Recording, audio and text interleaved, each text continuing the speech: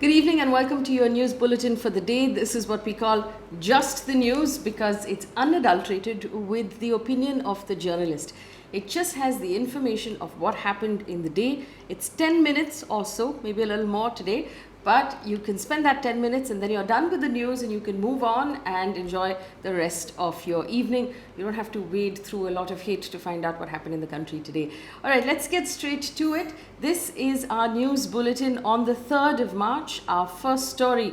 The Income Tax Department has begun raids at the properties of film director Anurag Kashyap and actor Taapsee Pannu over alleged tax evasion, and this is according to a report at NDTV. NDTV has also reported source-based information that the searches have taken place in nearly 20 locations across Mumbai and Pune, including the premises linked to a talent agency as well as Phantom Films, which was co-promoted by Anurag Kashyap, producers Virat and Madhu Mantena.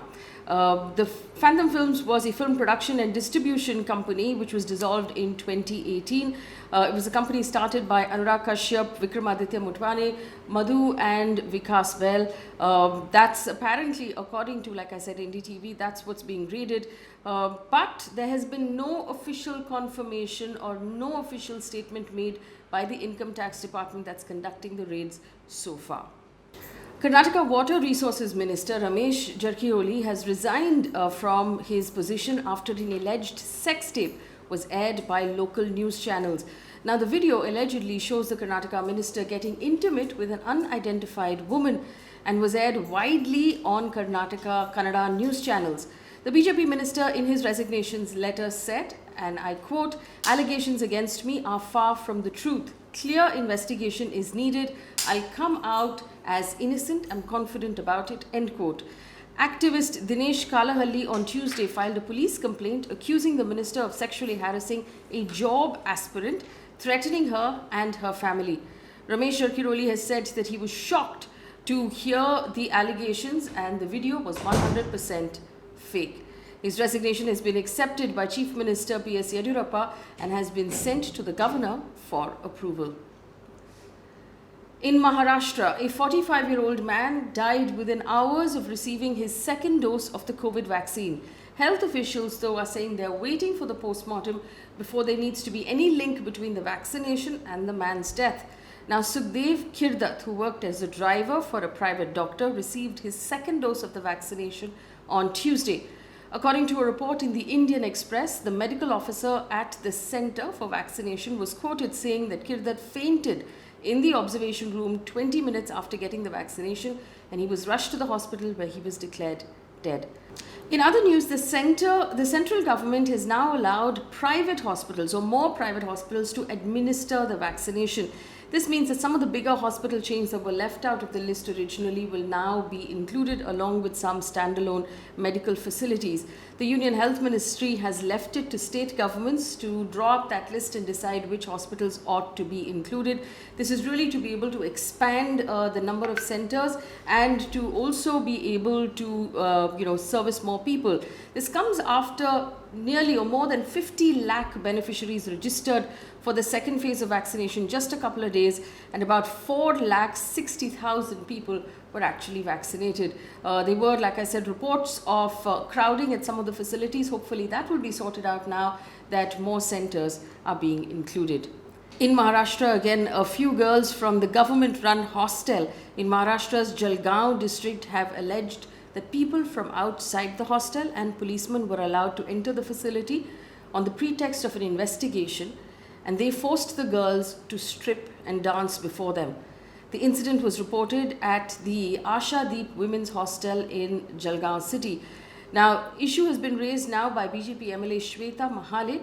A local NGO from Jalgaon raised a complaint with the district collector on Tuesday. Maharashtra Home Minister Anil Deshmukh has ordered a probe into the matter and a 4-member committee has now been formed. They will have to submit their report in 2 days. And now let's take a look at business news coming in at this point. Adani Enterprises has crossed the 1 trillion rupee market capitalization point on the BSE. Adani Enterprises is the third Adani Group company to do so after Adani Green Energy and Adani Ports and SEZ. Now, Adani Enterprises owns Adani Airports, that has won contracts from the government to modernize and operate 6 airports across the country in Ahmedabad, Lucknow, Mangaluru, Jaipur, Guwahati and Thiruvananthapuram for a period of 50 years. Last month, Adani Airports completed the acquisition of stake in Mumbai International Airport and the upcoming Navi Mumbai Airport as well.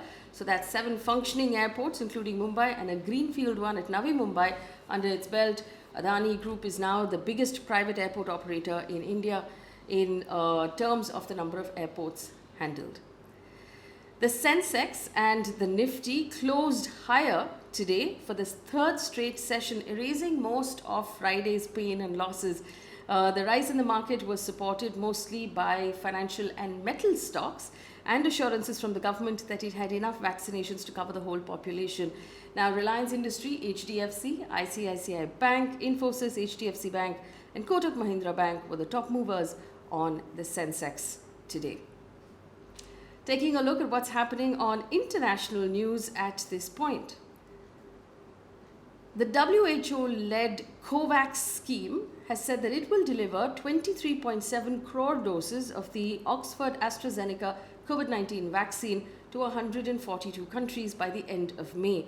COVAX is the World Health Organization's program to provide vaccine to poor and middle-income countries, with the first doses being delivered to Ghana last week. There has been concern within the WHO that poorer countries are not being prioritized in vaccine distribution. Also, the first world report on hearing, actually like auditory hearing, the WHO has warned that 2.5 billion people, or 1 in every 4 people, will be living with some degree of hearing loss by 2050.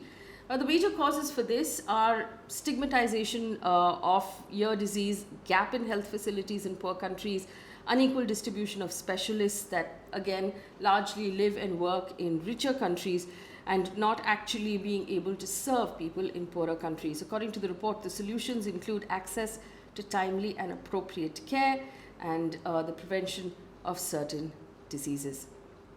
Also in Australia has extended its year-long international border closure by another 3 months until mid-June. According to the Health Minister, Greg Hunt, health officials have advised the government of Australia that COVID-19 situation overseas continues to pose a risk to the health of the people in Australia, including the emergence of the highly transmittable new variants, which is why Australia has decided to keep its borders closed. And like you had asked for news from the world of science and technology, researchers from New Zealand and Belgium have discovered 3 deep sea shark species that glow in the dark. According, bioluminescence is common in marine life, and this is not new, but this is the first time it's been documented among sharks. So a kite fin shark, the black belly lantern shark, and the southern lantern shark, according to The Guardian, are the 3 sharks that actually glow in the dark if you go deep enough into the ocean. The kite fin shark is now the largest known luminous vertebrate. Scientists claim the discovery will help them understand life in the deep sea, the Earth's least studied ecosystem. Taking a quick look at sports as well. Now, ahead of the 4th and final test against England, Indian captain Virat Kohli has said that there's too much noise and conversation about the spinner-friendly pitches. However, not as much noise when the match finishes inside 3 days on seamer-friendly pitches found overseas. He said, and I quote, "The reason for our success is that we have not cribbed about any pitch that we've played on, and we will continue to play like that," end quote. India defeated England by 10 wickets within 2 days in the 3rd test match at the Narendra Modi Stadium. The match witnessed batsmen from both teams facing difficulties, and a lot of critics blamed the pitch. And finally, a dose of positive news for you. Mumbai has reported only 2 COVID deaths in the last 24 hours, and this is the lowest it has been since April last year. Remember, a total of 11,476 people have died of COVID in the city of Mumbai so far. The city has witnessed 903 recoveries on Tuesday against 849 new cases. And this is good news because really the financial capital has reported more than 1,000 cases every day for the last 1 week. So this is really, the light at the end of the tunnel, and we're happy to actually bring this news to you. That brings us to the end of our bulletin. Thank you so much for joining us. Give us your feedback. If there's anything else you'd like us to include in this bulletin, it would be our pleasure to do so. Enjoy your evening. Good night.